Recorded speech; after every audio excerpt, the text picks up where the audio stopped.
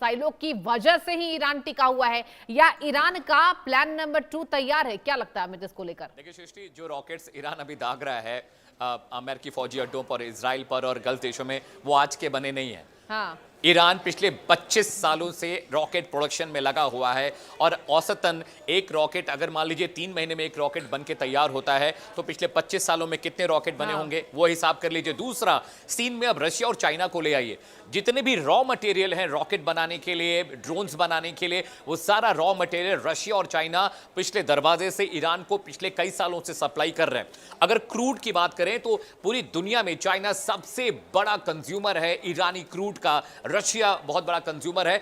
तो अगर आपको दुनिया के दो सबसे ताकतवर मुल्क आपको सपोर्ट कर रहे हैं, तो फिर आपको किस बात की दिक्कत होगी? और अभी भी ईरान के बहुत सारे अंडरग्राउंड रॉकेट इंस्टॉलेशन है जिसके बारे में अमेरिका जानता ही नहीं है। जानता है तो वहां तक अभी तक पेनिट्रेशन हो नहीं पाया, वहां भी हमला हो नहीं पाया। तो रॉकेट्स जिस तरह से ईरान दाग रहा है वो आज के रॉकेट्स नहीं है। मुझे जो अंदाजा है, कम से कम ईरान के पास 15 से 20 हजार रॉकेट्स हैं। उनमें सबसे खतरनाक उनका अल-बद्र अल-फतेह है, जो आईसीबीएम से, जो 1200-1400 किलोमीटर की रेंज है, यानी वो जब चाहे इजराइल को परेशान कर सकते हैं। ईरान अगर जंग में नहीं गया है, अगर वो हमले रोक कर रख रहा है, यानी वो अपने आप को असेंबल कर रहे हैं, अपने रिसोर्सेज को, अपने आर्म्स एमिनेशन को, क्योंकि उनको पता है कि भाई अमेरिका को डराना है तो गल्फ में हमला कर दो, पड़ोसियों को मार दो जो आपसे 100 किलोमीटर 50 किलोमीटर की दूरी पर है, यानी कम रेंज की मिसाइल और रॉकेट्स का इस्तेमाल होगा और आप नुकसान बड़ा कर पाएंगे। एक बड़ी खबर सामने आ रही है, यमन से हुतियों ने दागी यूएई पर मिसाइल। ये बड़ी खबर, यूएई के डिफेंस सिस्टम ने मिसाइल डिटेक्ट किया है और यूएई की ओर से आ रही थी ये मिसाइल।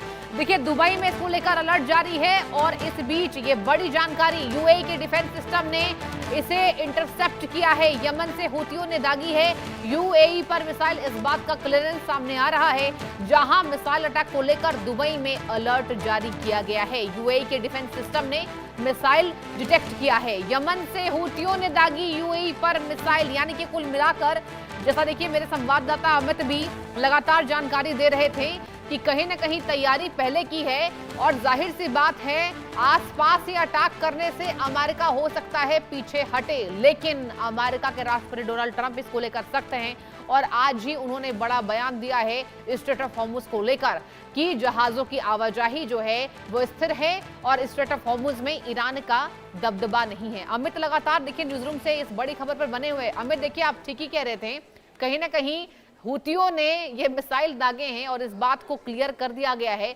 अब ये बताइए खतरा कितना और बढ़ गया? देखिए सुशी, मैंने आपसे कहा था कि रॉकेट दागे जाने वाले नहीं, रॉकेट दाग दिए गए हैं। हाँ। तभी इंटरसेप्टर ने उनको इंटरसेप्ट किया, पहला। दूसरा, हूती, हिजबुल्ला, हमास जो हथियार इस्तेमाल करते हैं वो खुद नहीं बनाते हैं। हूतीस के पास सना में, यमन में जो हथियार है उनको देने वाला कौन है? उनको देने वाला ईरान है। ईरान के ये प्रॉक्सीज हैं, जैसा मैं आपको कह रहा था, ईरान खुद हमला नहीं करेगा लेकिन प्रॉक्सी से करेगा। यमन से अगर आप एरियल डिस्टेंस की बात करें, यूएई की, दुबई की, तो करीब अगर एक आईसीबीएम फायर होता है, इंटरकॉन्टिनेंटल बैलिस्टिक मिसाइल, तो उसको पहुंचने में 12 से 13 मिनट का वक्त लगता है। अगर यमन से वो फायर होता है तो आप हूती हिजबुल्ला से हमले करवा रहे हैं, आप उनको हथियार मुहैया करा रहे हैं, आप उनको फंड दे रहे हैं, आप उनको पैसा दे रहे हैं। और इसीलिए आपको याद होगा कि ईरान ने जब शांति प्रक्रिया के लिए शर्त रखी तो उसमें पहली शर्त यही थी कि हूतीस पर हमला रुकेगा। उन्होंने कहा था कि अगर हूतीस पर हमला नहीं रुकेगा तो ये शांति प्रक्रिया को हम नहीं मानने वाले। तो क्यों हूतीस को बचा रहे हैं? क्योंकि हूतीस ईरान का प्रॉक्सी है। इधर ईरान मारेगा, उधर हूती, और हूतीस जहां पर है उनकी जो लोकेशन है, हूतीस के जद में रेड सी भी है जो बहुत बड़ा क्रूशियल कॉरिडोर है इजराइल अमेरिका के बिजनेस का। इसके अलावा जहां पर हूतीज इंस्टॉल्ड हैं वहां से वो मिडिल ईस्ट को तो टारगेट करते ही करते हैं। इजराइल बहुत नजदीक है हूतीज के लिए। तो आपको याद होगा कि वेस्ट बैंक का जो इलाका है वहां से हूतीज, हिजबुल्ला और हमास के जो आतंकवादी लगातार इजराइल पर हमला कर रहे थे। ये लोग कौन है? ये लोग फंडेड है ईरान के जरिए, इराक के जरिए, और भी बहुत सारे मुस्लिम कंट्रीज हैं, इनको बैकडोर से फंडिंग करते हैं और इसीलिए हूतीज मार रहे हैं। क्योंकि हूतीज इजराइल पर भी हमला कर सकते हैं, वो मिडिल ईस्ट में भी हमला कर सकते हैं। हूतीज की जो लोकेशन है सृष्टि, वो बहुत क्रूशियल है। बिल्कुल, लेकिन हमें देखिए, चलिए बात कर लेते हैं प्रॉक्सी पर ही। आपको क्या लगता है कि कहीं ना कहीं डोनाल्ड ट्रंप प्रॉक्सीज को रोकने में फेल साबित हुए हैं? क्योंकि ये जो अटैक्स हैं, ये रिटालिएशन है, ये तो प्रॉक्सीज कर रहे हैं, तो कहीं ना कहीं हम ये माने कि अमेरिका इसमें फेल हो चुका है। आप याद कीजिए डोनाल्ड ट्रंप का बयान। डोनाल्ड ट्रंप ने साफ कहा था ईरान के सभी प्रॉक्सीज को हम खत्म करेंगे और इसी साल खत्म करेंगे। क्या कहेंगे इस पर?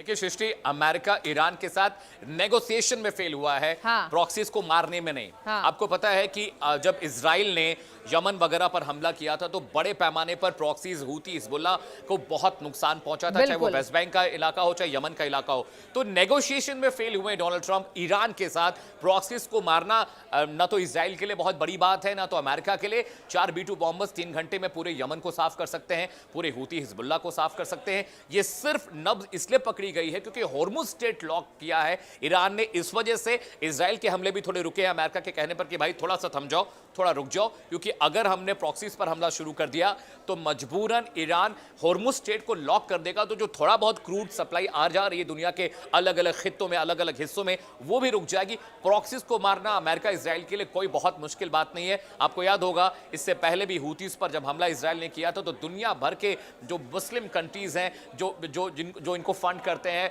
वो लगातार बालक विलाप करने लगे थे। और सबसे पहले तो ईरान रोया कि भाई आप हूतीज को क्यों मार रहे हैं, हिजबुल्लाह को क्यों मार रहे हैं। तो इजराइल ने कहा था कि अमेरिका हमारा दोस्त है लेकिन हमारे फैसलों में उसकी दखलंदाजी वहीं तक है जहां पर इजराइल का हित अहित न हो रहा हो। और इजराइल ने कहा था कि हम जब चाहेंगे हूती हिजबुल्लाह को मारेंगे, हमें उसके लिए अमेरिका की परमिशन लेने की जरूरत नहीं है। और जब भी इजराइल को खतरा लगेगा सृष्टि, वो मारेगा हूती हिजबुल्लाह को। उसे फर्क नहीं पड़ता कि ईरान अमेरिका क्या कर रहे हैं। बिल्कुल, लेकिन देखिए अमित, अभी बेंजामिन नेतन्याहू का यहाँ अमेरिकी राष्ट्रपति डोनाल्ड ट्रंप से मिलना, क्या आपको लग रहा है कि ईरान यही वजह है, दिस इज द रीजन कि अभी और बौखलाहट में है? क्योंकि आप याद कीजिए बीच में ऐसी खबरें आ रही थी कि इजराइल और अमेरिका की नहीं बन रही है। इजराइल चाह रहा है अटैक्स करना, अमेरिका हाथ पीछे खींच रहा है क्योंकि इनके सोकोल्ड यहाँ पर MOUs पर डिजिटल हस्ताक्षर हुए थे। लेकिन क्या आपको लग रहा है कि ईरान अभी डर रहा है कि अटैक्स और हो सकते हैं? ज्वाइंट मिलिट्री ऑपरेशन में हमने देखा ईरान का क्या हाल किया इन दोनों देशों ने, क्या कहेंगे इस पर? देखिए सृष्टि, आपको याद होगा जब हम और बात करते हैं ईरान वॉर को लेकर तो मैंने आपसे एक बात कही थी कि अमेरिका और इजराइल एक ज्वाइंट रिटेलिएशन ईरान के ऊपर करेंगे और वो इतना खतरनाक होगा कि ईरान सच में उससे उबर नहीं पाएगा। और ये स्ट्रैटेजी है। देखिए इजराइल एक ऐसा दोस्त है अमेरिका का जो पूरे मिडिल ईस्ट को नेविगेट करता है। जैसे अमेरिका ने पाकिस्तान भारत के साथ दोस्ती की, क्यों की? ताकि वो चाइना और रशिया को नेविगेट कर सके। तो मिडिल ईस्ट में इजराइल एक ऐसा अलाई है अमेरिका का जिसको अमेरिका कभी खोने नहीं देना चाहता है। और अभी भी जो ये बातें आ रही हैं कि डोनाल्ड ट्रंप ने फोन पर नेतन्याहू को डांटा है, दोनों में अनबन बन गई है, ये सिर्फ पॉलिटिकल नैरेटिव है। ये मीडिया नैरेटिव है जो मिडिल ईस्ट मीडिया सेंटर्स फैलाते हैं। जबकि असल बात अंदर की खबर यह है कि अमेरिका और इजराइल एक ऐसे दोस्त हैं जो अपने हर कदम, हर ऑपरेशन, हर मिशन के लिए मुलाकात करते हैं, बात करते हैं। और अगर नेतन्याहू इस वक्त रुके हुए हैं तो उसके पीछे एक बहुत बड़ी स्ट्रैटेजी है। आप समझिए डोनाल्ड ट्रंप ने कम से कम 50 बार कहा होगा कि हम सीज फायर चाहते हैं, हमला बंद कर रहे हैं, और 50 बार वो अपनी बात से मुकर गए, उन्होंने हमला किया।